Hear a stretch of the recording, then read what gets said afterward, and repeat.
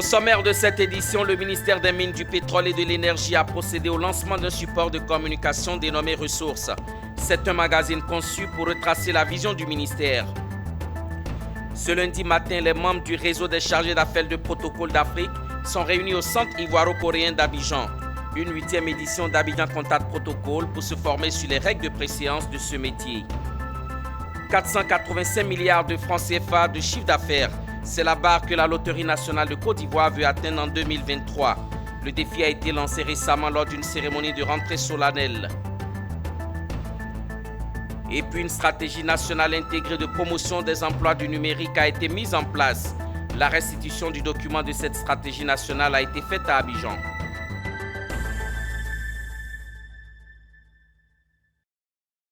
Vous êtes sur Business 24 Africa et c'est l'heure du journal. Merci de rester avec nous pour le point de l'actualité.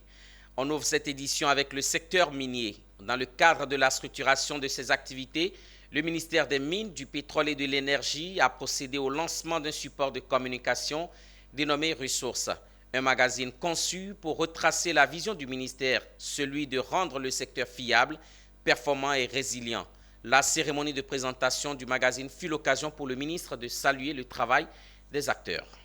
Pour tout savoir sur l'actualité des secteurs des mines, du pétrole et des énergies, Ressources se présente comme le magazine idéal.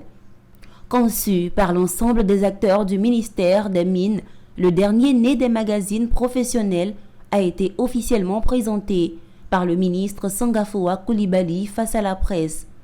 Il s'inscrit dans la droite ligne de la structuration des activités de son département entamée dès sa prise de fonction, car pour lui, la communication moderne sous toutes ses formes participe à la performance des organisations humaines.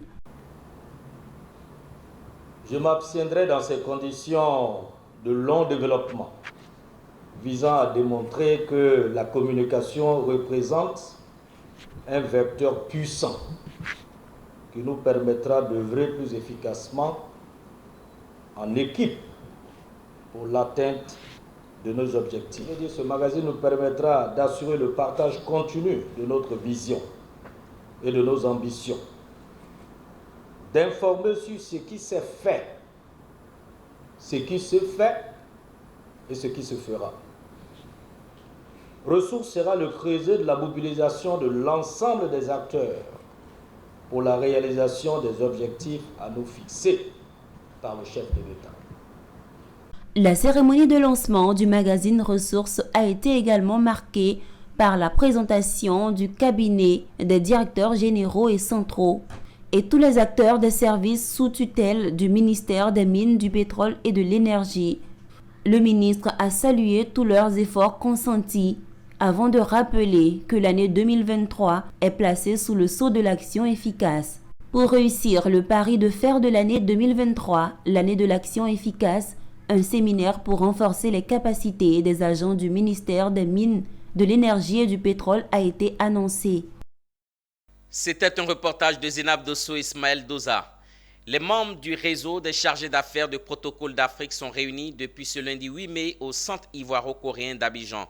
Organisé par International Protocol and Public Relations Board, la 8e édition d'Abidjan Contact Protocol permettra aux participants de se former sur les règles de préséance de ce métier à travers le thème « Relations publiques et internationales, cérémoniales et rédaction ». Les explications de Konena Nourgo et Tima Traoré.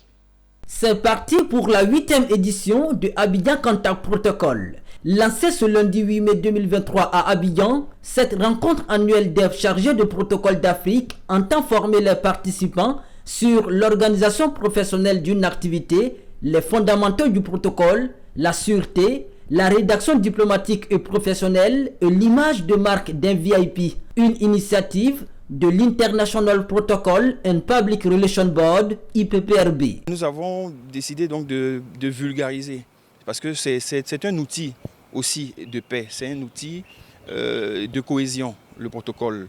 Le fait de savoir à l'avance et de comprendre les codes en lien avec ne serait-ce que la photo mémorielle tout à l'heure, c'est tout un code.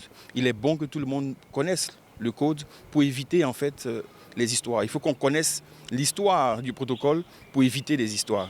Je vais tout de suite vous dire très clairement que ce n'est pas un cours d'amphithéâtre, non. C'est un cours pratique. C'est effectivement le directeur adjoint du protocole d'État.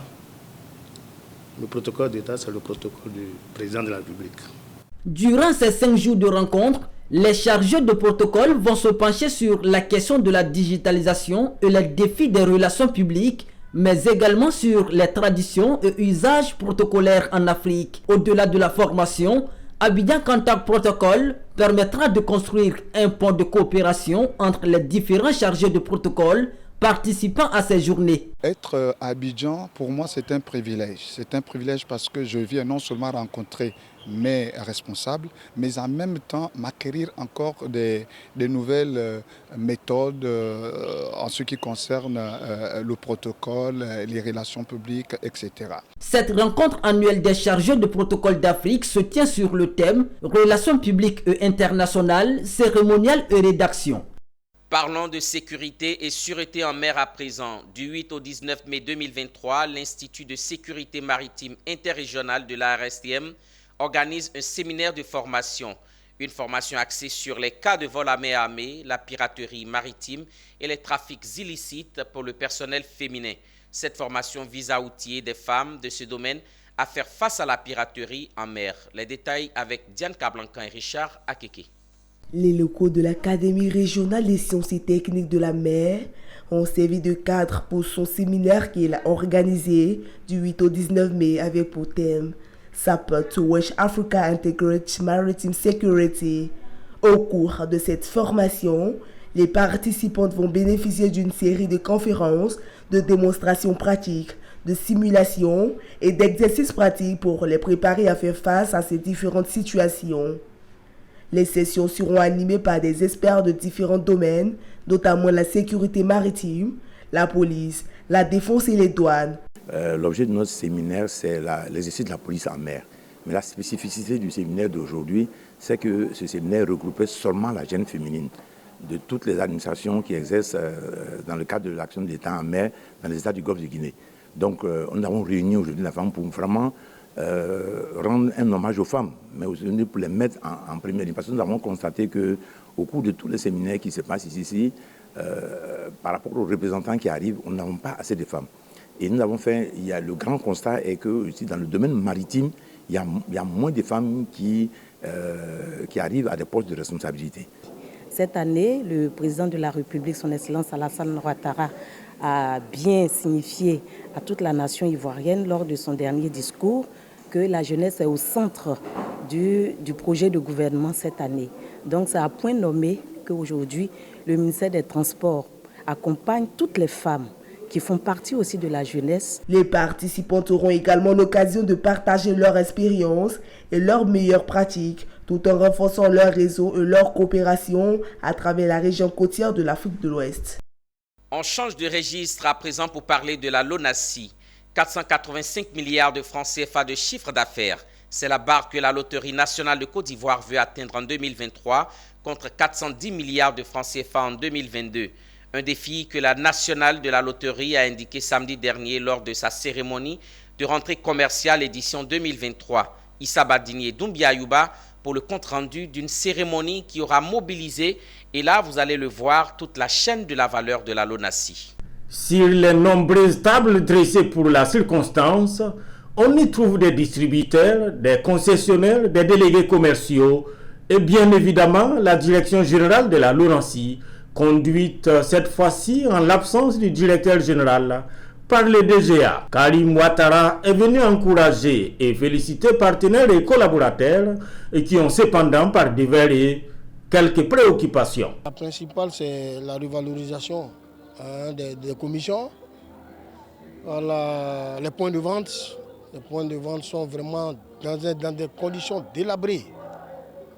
Et il n'y a aucune assistance à la limite. Des préoccupations légitimes et compréhensives selon le directeur général adjoint qui souligne cependant à l'aide de calculs mathématiques que l'herbe n'est pas aussi verte comme on le pense. Donc quand vous avez un jeu où vous engagez par exemple 100 millions et que vous devez retourner 85 millions aux joueurs, naturellement c'est 85% qui constitue le taux de retour aux joueurs. Et quand vous avez un jeu où vous donnez 85% aux joueurs en taux de retour aux joueurs et que vous payez 10% en commission, vous voyez qu'il vous reste environ 5% sur donc 85 donnés aux joueurs, 10% dans le réseau commercial, 5% pour faire donc la gestion quotidienne et gérer aussi donc les œuvres sociales. Donc quand un partenaire commercial demande une augmentation de son commissionnement, on va chercher ça où? Soit on prend ça dans ce qu'on prend pour gérer l'entreprise, payer les salaires, payer tout ce qui est fonctionnement, réaliser les œuvres sociales, ou alors on prend ça chez les joueurs. Donc c'est pourquoi j'ai dit cela demande donc une étude approfondie, on comprend bien, mais les loteries ça se joue donc sur des marges très fines. Donc la rentabilité donc, des loteries c'est très très fin parce que naturellement ce que les gens ne savent pas c'est que la plupart des lots retournent aux joueurs et c'est le recyclage des lots qui font que on finit par engranger des marges. Donc on ne gagne pas gros à la loterie même quand les chiffres sont gros. Une étude approfondie, rien n'est donc perdu pour les délégués. C'est aussi le sentiment du tout nouveau directeur des ventes et gestion du réseau. Les problèmes des vendeurs qui ont été posés ce soir, certains sont déjà en cours de résolution. Et certains vont être présentés à notre directeur général dans une matrice avec un timeline bien défini et nous reviendrons vers eux. Mais ce que je peux dire, c'est que déjà la semaine prochaine, tout ce qui était surplus dont ils ont fait cas va être réglé. En attendant, tout le monde à la Lonassi et à ces galas de la rentrée commerciale, à commencer par les DGA, table sur un chiffre pour 2023, 485 milliards de francs CFA. Que nous avons atteint cette année en termes de chiffre d'affaires, c'est de 485 milliards. Cela représente donc le chiffre d'affaires que nous devons reporter. 485 milliards de francs CFA de chiffre d'affaires contre 410 milliards en 2022, soit 75 milliards de francs CFA de plus. Autre défi à la nationale de la loterie, la certification à la norme ISO 27001. Vous êtes une entreprise et vous voulez mieux gérer la gouvernance de votre système informatique en temps réel. L'application e-control de la structure Somone pourrait vous intéresser. Cet acteur reconnu sur le marché français a récemment présenté au chef d'entreprise sa solution. Eunice Bogou pour le compte-rendu. Ces chefs d'entreprise et autres patrons d'industrie sont venus découvrir le savoir-faire de la structure Somone en matière de gouvernance de son système d'information en temps réel. Somone leur a présenté sa dernière trouvaille, son innovation e-control totalement pensée mobile. Il s'agit de 2 applications natives, iOS et Android, permettant au chef d'entreprise de retrouver les informations essentielles de sa production en un clin d'œil. Une vie statistique qui offre la possibilité d'avoir un bilan de l'état de santé du système informatique. Donc l'idée pour nous, c'est d'utiliser toute la science qu'on a et tout ce qu'on a à nos dispositions pour permettre aux personnes d'avoir les bonnes informations au bon moment. Et nous, on est dans une démarche aussi d'évangélisation, parce que l'idée, c'est d'expliquer aux personnes aussi que c'est possible, grâce à l'observabilité, à la supervision, de monitorer leur activité et d'aller vers de l'efficacité opérationnelle. Nous, on va contribuer à améliorer les choses dans notre pays, puisqu'on est en Côte d'Ivoire, et permettre aux entreprises d'être beaucoup plus efficaces par une meilleure appropriation du digital, en fait.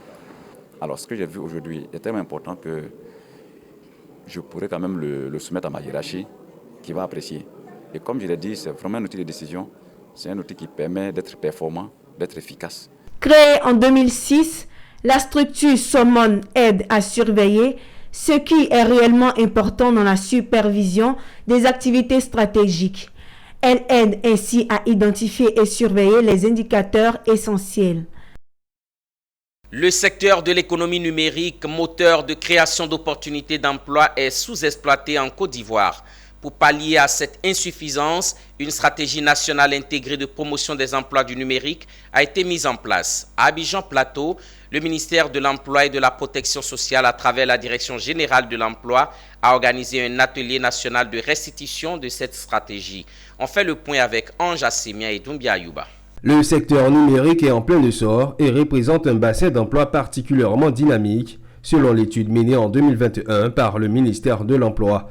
Cet atelier avait pour objectif de restituer officiellement le document de stratégie nationale intégrée de promotion des emplois du numérique en Côte d'Ivoire. Cette stratégie a fait l'objet d'une présentation d'échanges et de contributions pertinentes lors de la réunion du comité emploi tenue le 30 mars dernier avec l'ensemble des acteurs intervenant dans l'écosystème de la formation et de l'emploi.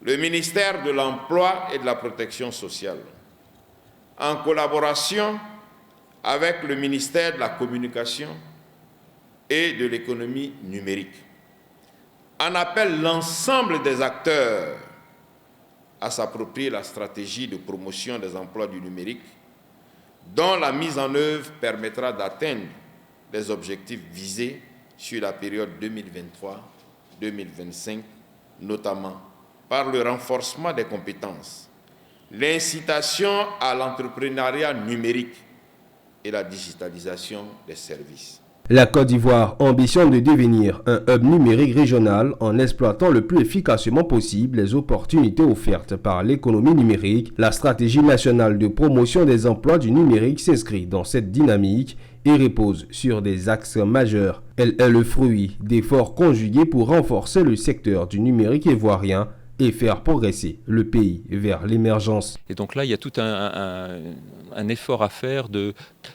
collaboration du secteur privé avec ces centres de formation, avec ces écoles, pour définir les besoins de base qui permettent aux jeunes d'accéder maintenant à l'emploi plus facile, notamment au niveau des comités de branche professionnelle. Et la CGECI était présente ici aujourd'hui et vraiment impliquée par rapport à cet effort des employeurs à pouvoir jouer leur rôle dans le développement des compétences numériques. À noter que dans cette stratégie de promotion des emplois du numérique, une fois intégrée, va générer plus de 26 000 emplois. Une page vie associative choisie à l'unanimité des membres pour diriger l'association des épouses des militaires de Côte d'Ivoire. La nouvelle présidente nationale Touré Natacha a officiellement pris fonction le samedi 6 mai 2023. Touré Natacha a rassuré ses membres de la poursuite de l'œuvre de solidarité et de fédération de l'ensemble des épouses des militaires du pays. La cérémonie d'investiture a eu lieu en présence de plusieurs personnalités civiles et militaires, dont le chef de protocole du président de la République, Koné Nanogo, et Ismaël Doza.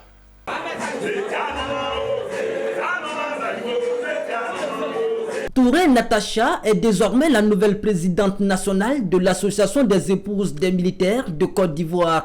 Investie ce samedi 6 mai 2023 en présence de plusieurs personnalités civiles et militaires, dont le chef de protocole du président de la République, Touré Natacha devra consolider la solidarité entre les membres de l'AUMC, mais également fédérer toutes les épouses des militaires du pays.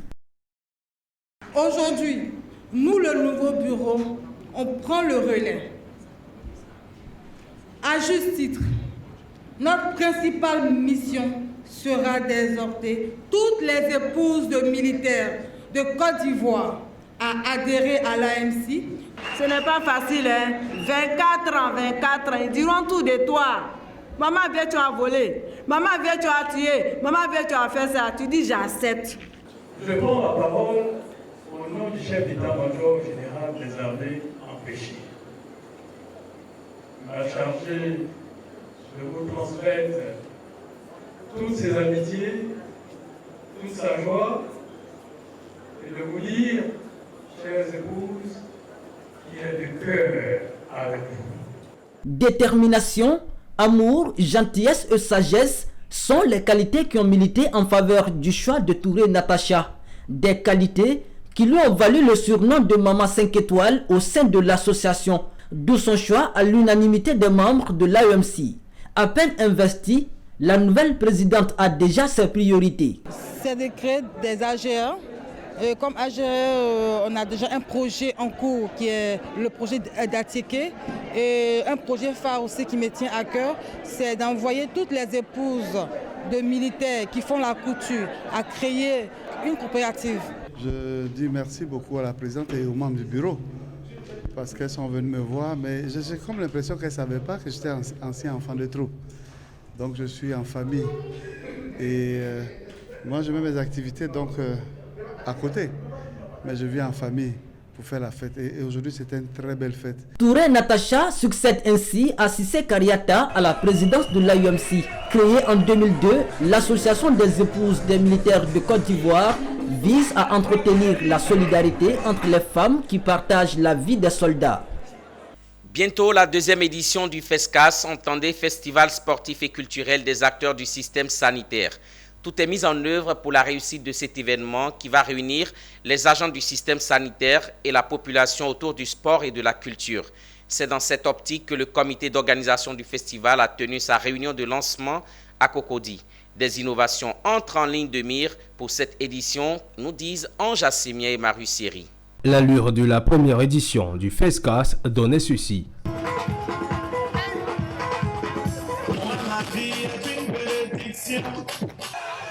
Ovation pour le SAMU.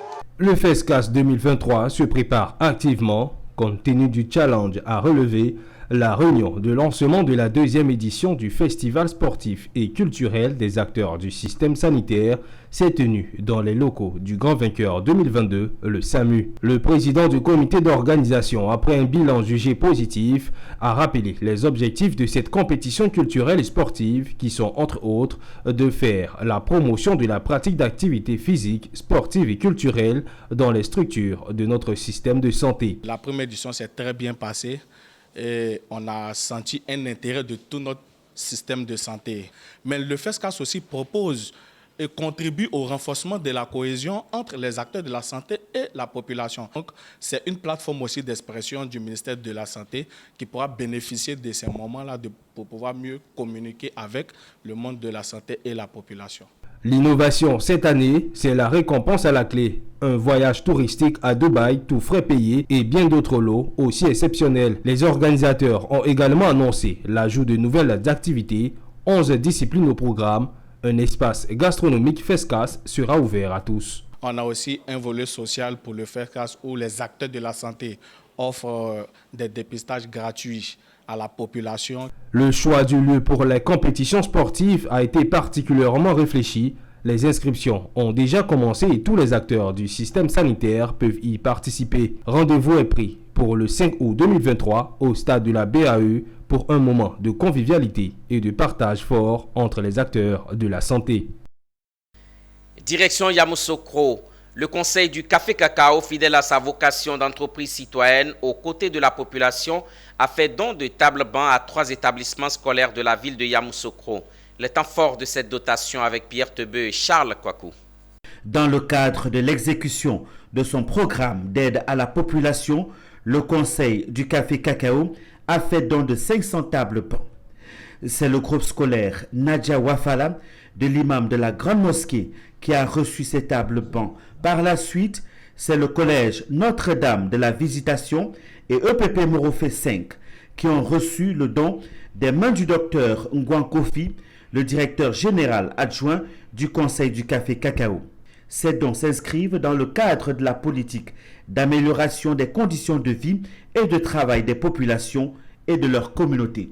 Une des missions justement que le président a confiées au Conseil du Café Cacao pour améliorer les conditions de vie des producteurs du café cacao et de leur communauté, c'est justement de construire des écoles, construire des centres de santé, donner des kits scolaires, des tables-bancs et faire aussi des forages.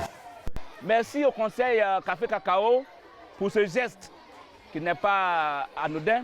Il faut dire que nos enfants en souffrent énormément. Pour rappel, à la rentrée scolaire, le Conseil Café Cacao a fait don de kits scolaires aux élèves de la commune. Toujours à l'intérieur du pays, 3 bâtiments de 3 salles de classe ont été inaugurés dans les localités de Niamandougou, Alaladougou et Bondoukou. Ce sont des actions du conseil municipal. Elles ont pour objectif de rapprocher l'école et le savoir des tout-petits. Le compte-rendu de Anissé Kwadio.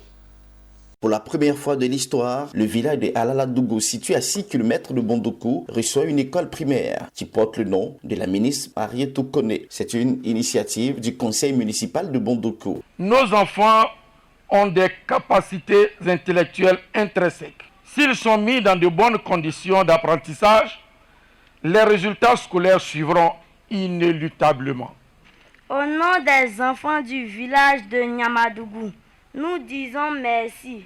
Un grand merci à la mairie de Bondoukou, avec à sa tête le maire Papa Kone Iliassou. Donner le nom de Madame la ministre à l'école, c'est tout un symbole et c'est un défi. À côté de l'école primaire de Yamadougou, le village de Alaladougou, à 6 km de Bondoukou également, reçoit un autre bâtiment de 3 classes. Le conseil municipal a inauguré un autre bâtiment de 3 classes. Au groupe scolaire Sud, l'une des plus vieilles écoles de Bondoukou qui date depuis 1937, les enfants sont obligés de s'asseoir à 3 ou à 4 sur les tables bancs. Des priorités pour le conseil municipal. Monsieur Koné, il est en soutien. Merci pour l'école Sud.